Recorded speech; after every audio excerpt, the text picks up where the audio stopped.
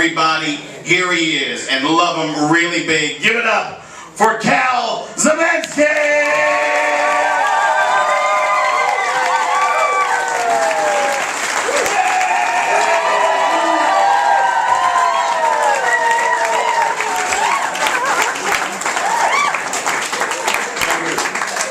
I'm Cal Zamansky. I started doing stand-up early, sort of, in nursery school, during nap time.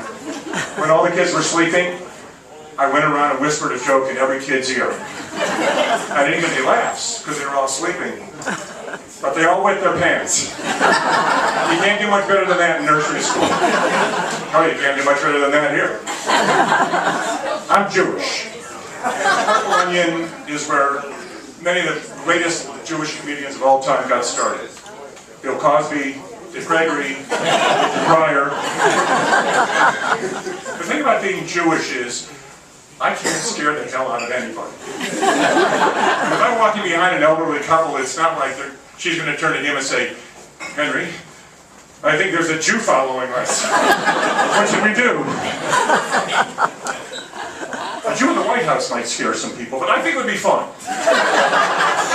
First of all, the birthers would go crazy. He can't be president. He was born in Brooklyn. Or Shaker Heights, for crying out loud. I'm also a boomer. And we are starting to hit Medicare age. I've just applied for Medicare. Thank you very much. Many young people that Tony was talking about before, all the people I invited here too. And you know, at our age, there's a thing that is referred to as male menopause. Not kidding. I mean, I personally have not had a period for. And some men have symptoms such as loss of testosterone and a lower sex drive. I don't get a sense of anything that's happening here tonight. Fortunately, there are physicians who specialize in treating men with symptoms of male menopause. These doctors are called gynecologists. What are the perks? There's many perks of getting older. What the hell is going on? Many perks of getting older are things such as colonoscopies. I don't know if any of you have had the pleasure. You know, some people, when they get their picture taken, say, "Take it from this side. That's my good side." I'm not sure how that applies to colonoscopies. I don't know if anybody's ever said, "Take it from my inside. That's my good side." My friend Michael has a very old dog named George. And George, he can't walk very well anymore. He can't hear too well anymore. He's nearing the end of his run. And Michael's dad also has some pretty serious medical problems, and he's nearing the end of his run. So Michael was telling us that when his dad passes away, they'll have George put down.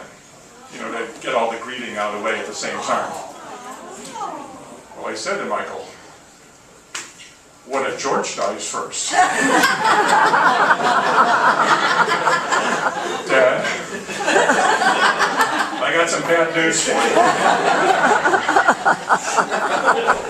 Now, getting older isn't all that bad. I mean, a woman was telling me she was in a delicatessen last year, and the man behind the counter asked her what she wanted.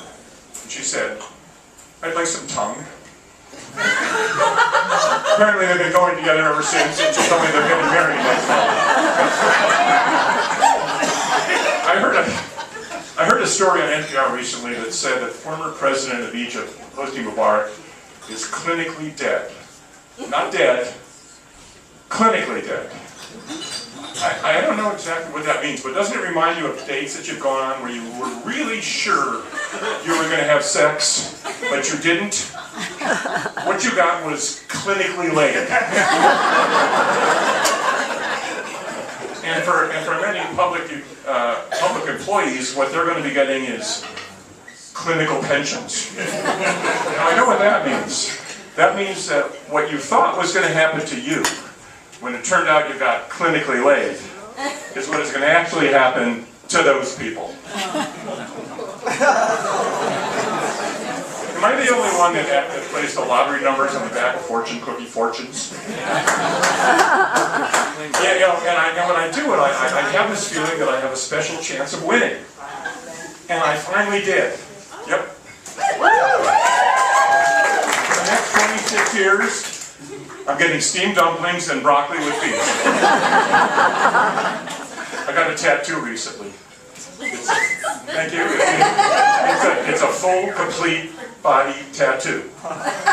It's a tattoo of my full, complete body. Want to see it? Those of you who've seen me naked, it's exactly what it looks like. Now, some people get tattoos with Asian characters on them. Maybe you've seen those. And they always tell you it means something like inner bliss or spiritual beauty or something like that. I always tell them, no, I saw that on a menu. It means mushu pork. I'm going to finish with a true story that gives you an idea of the character of San Francisco. And I work clean, but the guy in the story doesn't.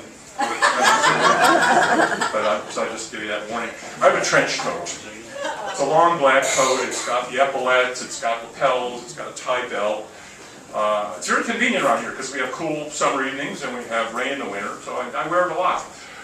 So I wore it one night in the city. I went to see a play. The play was a takeoff. It was a sequel to Waiting for Godot. It was called "We'll Give Him 5 More Minutes." So I'm coming back from the play and I'm walking toward Bart, and there's a street person right in front of me, and he's going crazy. You know, I'm walking toward him, and he's right in front of me, and he's screaming at these guys in back of me across the street. And I don't know what he was mad at them for. Maybe they were yuppies or whatever it was. He was really pissed off, and he's yelling at them, "Fuck you! Fuck you! Fuck you!" Nice trench coat.